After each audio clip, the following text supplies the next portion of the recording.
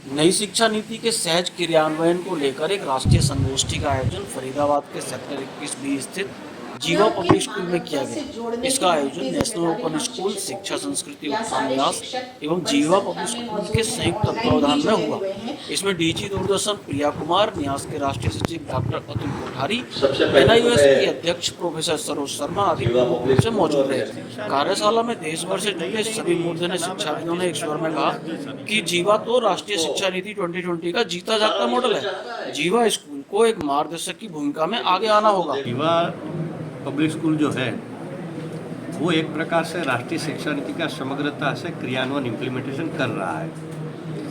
क्या है कि शिक्षा नीति में तो कोई भी बात सूत्र रूप लिखी होती है, तो ये जो आज दिन भर की कार्यशाला है उसमें शिक्षा नीति को इम्प्लीमेंट करने का जो मूल माध्यम होता है, खास करके विद्यालय स्तर पर, स्कूल स्तर पर, वो होता है राष्ट्रीय पाठ्यचर्या, यानी इंग्लिश में इनको एनसीएफ कहते हैं, जो एनसीईआरटी बनाता है। तो एनसीएफ तो बना लिया एनसीईआरटी ने, लेकिन एनसीएफ को समझना और उसको क्रियान्वित करना, लागू करना, ये सामान्य शिक्षक इतना जल्दी नहीं कर सकता है। तो उसकी समझ विकसित हो। और यहाँ जो आज अलग अलग विषय रखा गया है कि एनसीएफ के अलग अलग पार्ट मुख्य जो है उसके सैद्धांतिक व्याख्यान भी हो गए, साथ साथ जिस जीवा पब्लिक स्कूल जैसे मॉडल रूप में काम कर रहे हैं, जहाँ शिक्षा नीति वास्तव में इम्प्लीमेंट हो रही है, तो वो मॉडल सामने आने से बाकी स्कूल में भी इजीली वो इम्प्लीमेंट किया जा सकता है। पूरा विश्व भारत के ज्ञान का लोहा मानता है, लेकिन भारत के ही लोग इस पर विश्वास नहीं करते। जैसे 2600 साल पहले भारत में प्लास्टिक सर्जरी होती थी। वैल्यू ऑफ पाई हमारे यहाँ है, ए स्क्वायर जमा B square equal to C square का हमारे यहाँ श्लोक है। टेस्ट ट्यूब बेबी का हमारे यहाँ श्लोक है। विमान शास्त्र में 36 प्रकार के विमानों का विवरण है, लेकिन हमारे ही बच्चों को नहीं मालूम। तो भारतीय भाषा में भारतीय ज्ञान के द्वारा हम पूरे भारत को शिक्षित करें, और न केवल भारत को शिक्षित करें, पूरे विश्व को गाइड करें, क्योंकि आज पूरा विश्व जो है गड्ढे में जा रहा है। जो विकास है, ये विकास ही दुर्गति का कारण है। स्वस्थ रहना जो है वो बहुत ही आवश्यक है। आप शिक्षित होने से पहले स्वस्थ रहना सीखना चाहिए। और उसमें आयुर्वेद क्या है, आयुर्वेद केवल लोग समझते हैं कि जब बीमार होंगे तब तो हम आयुर्वेद को अपनाएं।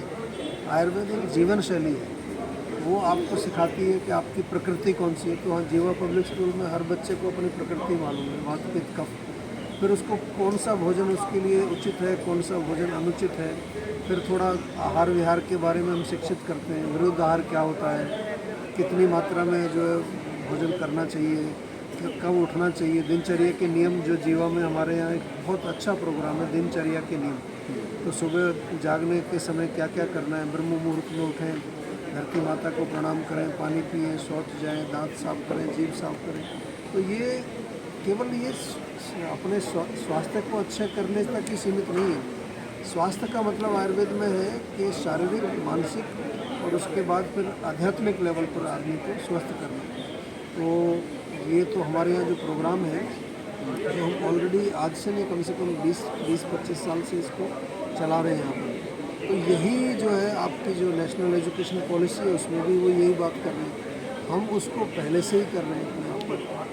ऐसा नहीं हुआ जैसे सोनीपत में राखीगढ़ी में खुदाई में एक पूरा शहर मिल गया हो, पूरी सभ्यता मिल गई हो उनको अचानक से, और वो सोच रहे हो कि बस इसी मॉडल को अपना लेते हैं, कुछ करना भी ना पड़े। तो आप इसका उदाहरण दे सकते हैं कि अगर कोई व्यक्ति भूखा हो और वो भोजन ढूंढ रहा हो, और उसको हलवा मिल जाए, खीर मिल जाए, राइट, और पनीर की सब्ज़ी मिल जाए, तो वो वैसा ही है कि जो हमारा पिछले 30 वर्षों का प्रयास है, ये आज राष्ट्र के काम आएगा। और हमें बहुत खुशी है कि हम इसको दूसरे स्कूलों में लागू करेंगे। मेरी टीचर से बात हुई तो वो कहते हैं, और आपसे भी बात हुई, कि जो मैकाले का जो शिक्षा मॉड्यूल है उसकी वजह से तमाम सारी समस्याएं देश में पैदा हुई। क्या ये एनईपी उस मैकाले के शिक्षा मॉडल को इरेडिकेट कर देगी, रिमूव कर देगी, रिप्लेस कर देगी, या अभी इसमें और कुछ करने की आवश्यकता आपको? देखिए, लॉर्ड मैकाले एक था, लेकिन आज भारत में लाखों लॉर्ड मैकाले स्कूल चला रहे हैं, राइट। तो ये जो शिक्षा नीति है, अगर इसको सही ढंग से लागू किया जाए तो जो हमारी भारत की पुरातन शिक्षा नीति थी, उसी पर ये नई शिक्षा नीति जो है, राष्ट्रीय शिक्षा नीति, निर्धारित है।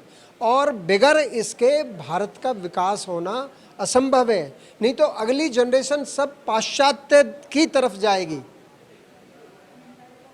आप समझ रहे हैं ना? तो ये भारत के अंदर भारतीयता को स्थापित करना, बच्चों को टेक्नोलॉजी में आगे लाना, अपनी प्रकृति के अनुसार उनकी पर्सनैलिटी को डेवलप करना ही जीवा लर्निंग सिस्टम है और वही राष्ट्रीय शिक्षा नीति कहती है। सर, देश की आज़ादी के 75-77 साल बाद भी हम अभी एजुकेशन पॉलिसी, अपनी भारतीय एजुकेशन पॉलिसी का ड्राफ्ट बना रहे हैं। क्या आप देखते हैं इसमें कहीं राजनीतिक मनोबल की कमी रही है और मौजूदा समय में कुछ इसमें मनोबल आप बढ़ता हुआ देख रहे हैं? तो ये वास्तव में भारत देश का दुर्भाग्य है कि 75 वर्ष में हम अपने देश की अपनी शिक्षा नीति नहीं ला सके और लोगों में भारतीयता, अपने आगे वाली जनरेशन को हम क्या थे, हम सोने की चिड़िया क्यों थे। अगर आप देखा जाए तो भारत ज्ञान का स्रोत है। आप किसी भी फील्ड में ले लीजिएगा, ज्ञान तो भारत के पास ही है ना। तो विश्व गुरु भारत ही बन सकता है, लेकिन वो बनेगा तभी जब हमारी अपनी देश की बनी हुई, देश के संस्कारों पर बनी हुई शिक्षा नीति को लागू किया जाएगा।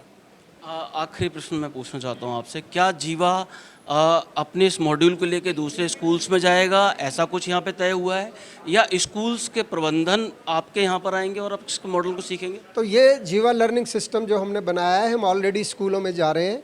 जैसे कि डीपीएस स्कूल के चेयरमैन सलमान खुर्शीद जी यहाँ पर आई हैं, उन्होंने कहा कि मैं इनको सभी डीपीएस में लागू करूँगा। बहरीन से एक जो स्कूलों के कोऑर्डिनेटर हैं वो यहाँ आए, डॉक्टर अरुण गुप्ता, वो सेमिनार कर रहे हैं। जीपी गॉड के 28 स्कूल हैं जेपी ग्रुप के, उनके जो डायरेक्टर हैं विंग कमांडर एसजे सिंह, वो यहाँ आए, वो अभी सेमिनार कर रहे हैं। 10 सितंबर को बहरीन, गल्फ़ कंट्रीज़ में जो सीबीएसई स्कूल है उनकी सेमिनार हो रही है। और जापान के अंदर कुछ भारतीय स्कूल हैं, कोरिया में हैं, कंबोडिया में हैं, सिंगापुर में हैं। उनके जो हेड हैं आफ्ताब सेठ, उनसे हमारी मीटिंग हुई है, तो वो इन कंट्रीज़ में ये सिस्टम ले जाना चाहते हैं।